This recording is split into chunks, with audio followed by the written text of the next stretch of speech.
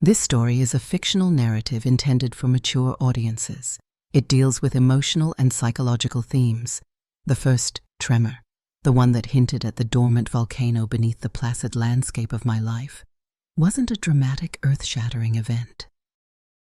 It was a whisper, a fleeting moment of dissonance in the otherwise perfect symphony of my existence. A melody I had painstakingly composed for years. But what if the perfection was the lie? The beautiful gilded cage I had willingly stepped into, only to find the door had locked silently behind me. Perhaps you're already nodding, a knowing glint in your eye, thinking you've heard this story before.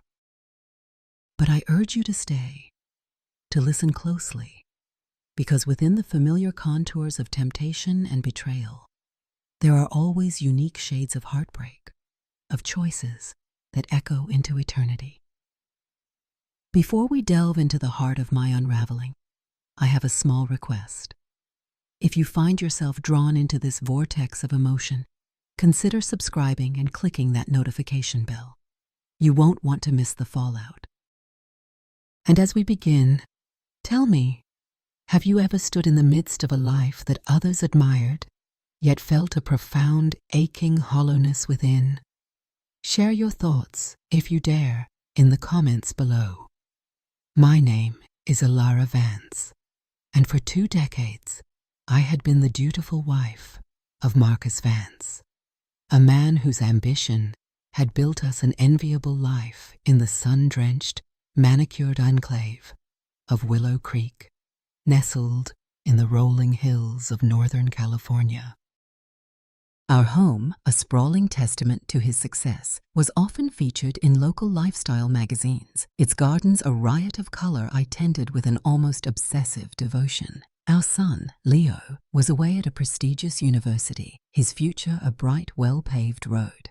On paper, I had it all. But the paper was thin, and beneath it, the ink of my own desires had long since faded into a pale, illegible script. The change, when it came, arrived not with a bang, but on a warm, late September afternoon, the kind where the California sun still holds its summer strength, yet the air carries the first crisp promise of autumn. Marcus announced it over a typically silent dinner, his voice devoid of any real warmth. His nephew, Ethan, was coming to stay, indefinitely. Ethan was the son of Marcus's estranged, somewhat bohemian younger sister, a boy I vaguely recalled from a family gathering nearly a decade prior, tall for his age, with a shock of dark hair and eyes that seemed to carry the weight of unspoken sorrows. He'd been a gangly youth then, all awkward angles and shy smiles. Now, Marcus informed me with a casual wave of his hand, Ethan was in his late 20s, between jobs, needing a place to regroup. I nodded, offered the expected pleasantries, all the while a strange, unbidden premonition coiled in the pit of my stomach. He arrived 3 days later, not as the boy I remembered, but as a man who carried an aura of quiet confidence that was almost startling. The sun caught the burnished highlights in his dark, artfully disheveled hair as he unfolded himself from a low-slung, slightly battered convertible. He was taller than I recalled, broader in the shoulders with a lean, athletic build, and his eyes, they were a mesmerizing hazel flecked with gold, and they held a knowing, almost predatory glint that made the air suddenly feel thin. "Ilara," he said, his voice a low, resonant baritone that seemed to vibrate through me. "You haven't aged a day. If anything, you're more beautiful." His smile was slow, deliberate, and it sent an unexpected, unwelcome flush of heat creeping up my neck. He didn't offer a handshake. Instead, he leaned in and brushed a light kiss against my cheek, his lips lingering a fraction of a second too long, his hand resting with an almost imperceptible pressure on the small of my back. My heart, that traitorous organ, gave a series of violent thumps against my ribs. "Ethan," I managed, my voice sounding breathy even to my own ears. "Welcome. Come in." Marcus, predictably, was on a lengthy international call in his study, the door firmly shut. So I showed Ethan to the guest suite, acutely aware of his presence beside me. the subtle scent of sandalwood, and something indefinably masculine that clung to him. I found myself chattering inanely about the house, the garden, anything to fill the charged silence that seemed to hum between us. He listened intently, his gaze often lingering on my face, making me feel both scrutinized and, shamefully, a little thrilled. Over the next few days, Ethan settled into the rhythm of our household with an unsettling ease. He was charming, helpful, and possessed an uncanny ability to draw Marcus out of his work-induced stupor during our evening meals, engaging him in discussions about finance and global markets with an intelligence that surprised me. Yet, whenever he was near me, an invisible current seemed to crackle in the air. He had a way of looking at me when Marcus wasn't present, a direct, appraising gaze that made me feel seen, in a way I hadn't been for years. One evening, Marcus had an early flight and retired to bed soon after dinner.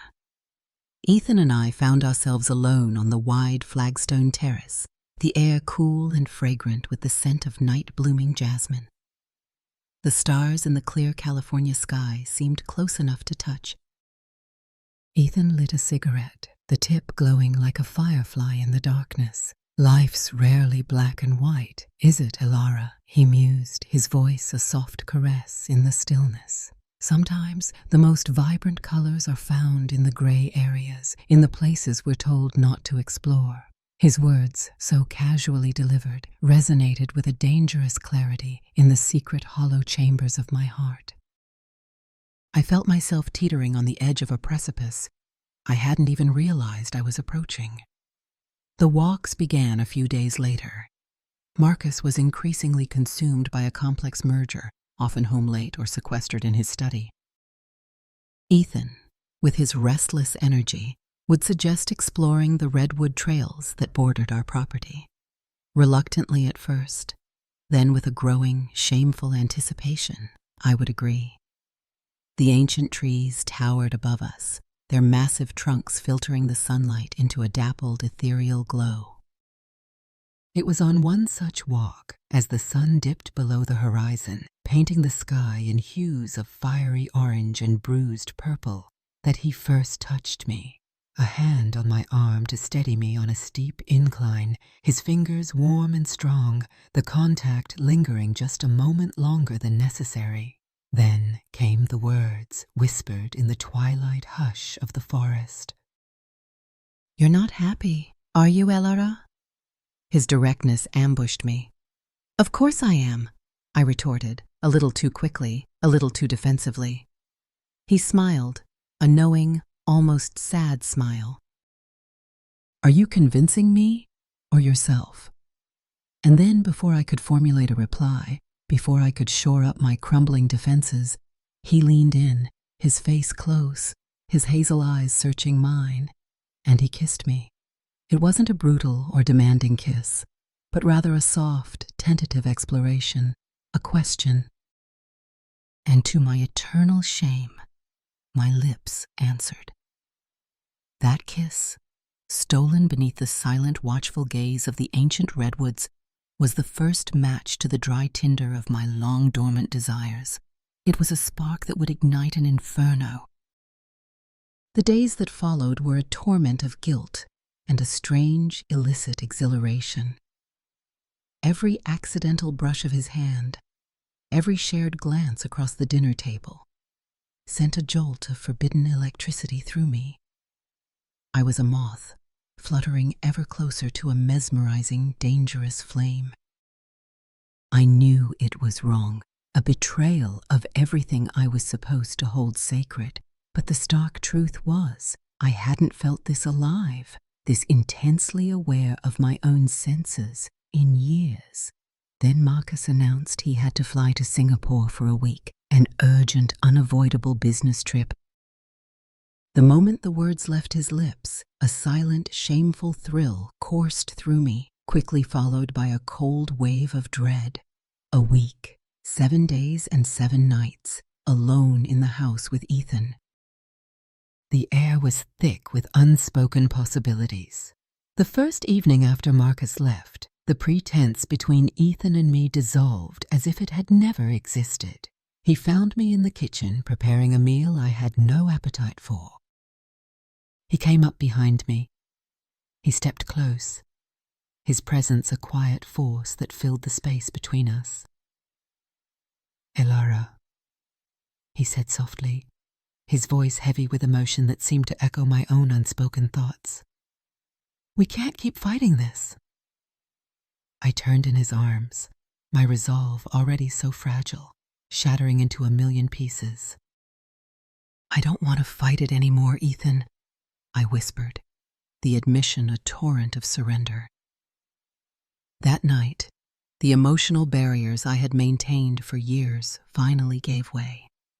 In the quiet of my room, once a space of emptiness, Ethan and I shared a deeply emotional connection that awakened feelings I had long suppressed. For those few stolen hours, there was no guilt, no Marcus, no outside world, only our emotions, long denied and misunderstood, finally surfaced in a way that bound us in confusion, longing, and vulnerability. The week that followed was a blur of stolen moments, whispered confessions, and a passion so intense it was almost frightening. We found ourselves detached from reality, caught in a temporary emotional escape that neither of us fully understood or controlled. We talked for hours, sharing secrets and dreams I hadn't voiced to another soul. He saw me, truly saw me, in a way Marcus hadn't in years, if ever. And I, in turn, felt a tenderness, a desperate, consuming love for this younger man, who had, in such a short time, managed to unravel the carefully stitched fabric of my life. I allowed myself to believe foolishly, recklessly, that this was real, that this could last. What do you think, dear listener? Was Elara truly in love, or was she merely a victim of her own neglected heart, grasping at a dangerous illusion of passion? Can a connection forged in such forbidden circumstances ever lead to genuine happiness? Pause for a moment and share your thoughts in the comments below. And if this story is gripping your heart, a gentle reminder to hit that like button. Your engagement helps us continue to share these intricate human dramas. Now, back to Willow Creek, where the illusion is about to meet a brutal reality. The morning Marcus was due back, a cold knot of anxiety tightened in my stomach. Ethan, sensing my unease, held me close. "It'll be all right, Elara," he whispered, his lips against my hair. "We'll figure this out. Together." I wanted to believe him, desperately. I spent the morning in a fever of activity, trying to erase any trace of Ethan's presence from my bedroom, from our lives, restoring the house to its pristine, pre-Ethan state. A futile, pathetic gesture, I knew, but one I clung to. Marcus was scheduled to arrive in the late afternoon. Around 3 o'clock, Ethan and I were in the living room, a tense, unspoken farewell hanging in the air between us. He reached for me, his eyes filled with a potent mixture of love and apprehension. "I love you, Elara," he said, his voice thick with emotion. "Never doubt that." "I love you too, Ethan," I whispered, my voice choked with unshed tears. He leaned closer, and our farewell was marked by a moment of quiet, emotional closeness that neither of us could put into words. And it was in that precise, damning moment, locked in a passionate embrace with my husband's nephew, that the front door opened. Marcus stood framed in the doorway, his suitcase slipping from his suddenly nerveless fingers to thud heavily onto the polished oak floor. His face, already etched with fatigue from his long journey, went deathly pale, then flushed a dark, mottled red. His eyes, wide with a mixture of disbelief and dawning, horrified comprehension, darted from my face to Ethan's, then back to mine. The silence in the room was absolute, suffocating, broken only by my own ragged, panicked breathing. "What? "In the name of God, is this?" Marcus finally uttered, his voice a strangled whisper that was somehow more terrifying than any shout. The world tilted, then shattered. The vibrant colors of our illicit paradise drained away, leaving only the stark, ugly monochrome of betrayal. I saw the progression of emotions on Marcus's face, from stunned disbelief to a dawning, sickening understanding, then to a raw, unadulterated pain, so profound it was like a physical blow. And finally, hardening that pain, came the chilling, terrifyingly controlled fury. "Marcus, I began, my voice trembling, but the words died in my throat. What could I possibly say? How could I explain the inexplicable, justify the unjustifiable? Ethan, to his credit, stepped slightly in front of me, a protective gesture that was both brave and utterly futile. "Uncle Marcus." "Don't you dare call me that!" Marcus roared, his voice cracking, the carefully constructed dam of his composure finally breaking. "Don't you dare speak to me, either of you. Get out. Get out of my house. Both of you. Now!" His words were like lashes, each one stripping away another layer of my dignity, my hope, my very being. I saw not just anger in his eyes, but a grief so profound, a betrayal so deep, it was clear that something in him had irrevocably broken.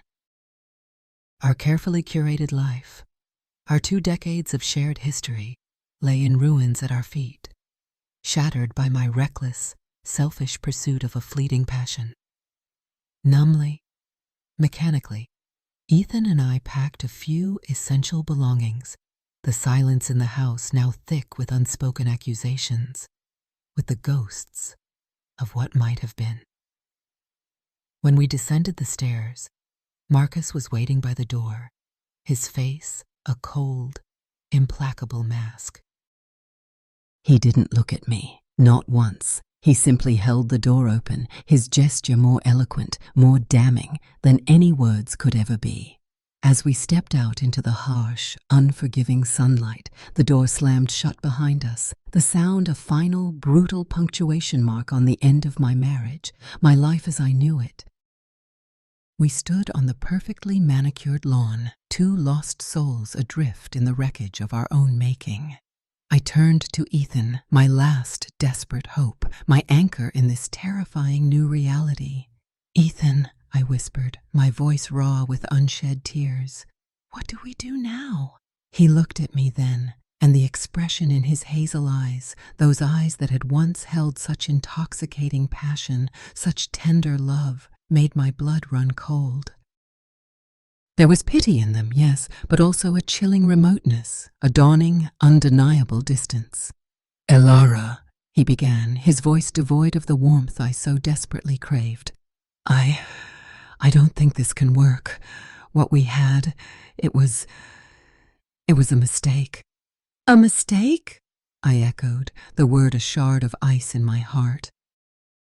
"But you said you loved me. We made plans. We were going to be together." He ran a hand through his dark hair, a gesture of agitation, of a dawning, terrible discomfort. "I know what I said, Elara, and maybe in those moments I believed it, but this is reality. Marcus, your son, your whole life, I can't be the man who destroyed all of that for you. And honestly," he looked away then, his gaze fixed on some distant point, "I'm not sure I'm ready for this kind of intensity. This kind of fallout." His words, so casually, so cruelly delivered, were a final, devastating blow. The last fragile thread of hope I had clung to snapped. He, too, was abandoning me. The passion, the love, the promises, all illusions, all ashes. "So, that's it?" I choked out, the pain a physical ache in my chest. "You're just leaving?" He finally met my gaze again, his own eyes filled with a mixture of guilt and a resolute, self-protective finality. "I'm sorry, Alara, truly I am, but yes. I think it's for the best." He leaned in, pressed a fleeting, meaningless kiss to my forehead, a kiss that felt like a brand of ultimate betrayal. "Goodbye, Alara." And then he turned and walked away, his figure receding down the long, tree-lined driveway, never once looking back, leaving me standing alone, a pariah on the perfect green lawn of my former life, with nothing but the clothes on my back and the crushing, unbearable weight of my own catastrophic choices. I don't remember much about the hours that followed. I walked blindly, aimlessly, through the immaculate, indifferent streets of Willow Creek, each step an agony, each breath a torment. The home I had cherished was lost to me. The husband I had betrayed now despised me. The lover for whom I had risked everything had discarded me like a broken toy. I was adrift, alone, consumed by a grief so profound, so all-encompassing, it threatened to swallow me whole.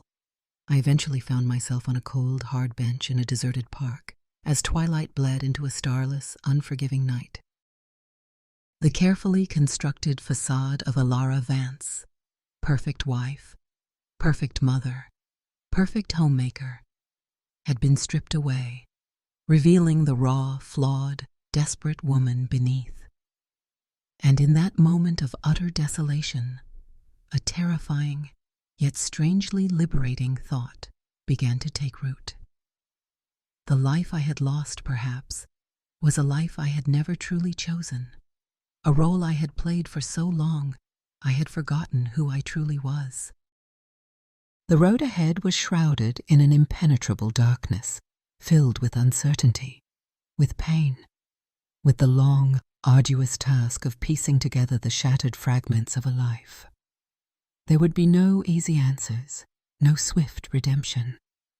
The scars of my betrayal, of my loss, would remain, a permanent testament to the destructive power of choices made in the shadows of a neglected heart. But as the first pale light of dawn began to touch the eastern sky, a tiny, fragile seed of resolve began to germinate within the barren landscape of my soul. I had made mistakes, terrible, life-altering mistakes. I had caused unimaginable pain. But I was still alive, and perhaps, just perhaps, in the ruins of my former life, I could find the strength, the courage, to build something new, something real, something authentically, imperfectly my own. The journey would be long, and I would walk it alone. But for the first time in what felt like an eternity, I understood that the first step, however faltering, however painful, had to be taken. And so, what can we glean from Alara's devastating odyssey?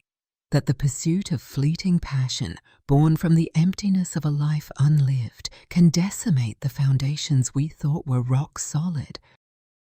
Perhaps that the illusion of a perfect life can often mask a desolate, internal wasteland? Most certainly.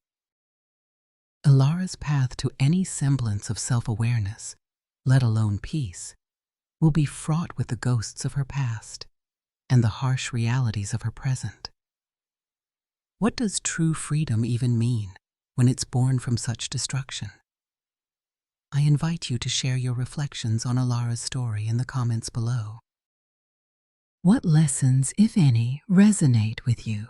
If this journey through the complexities of human failing and the fragile hope for redemption touched you, please grant this story a like and subscribe for more narratives that delve into the heart of what it means to be flawed, to struggle, and ultimately to seek a path forward. Thank you for listening, and until we meet again, may you navigate your own choices with wisdom and courage.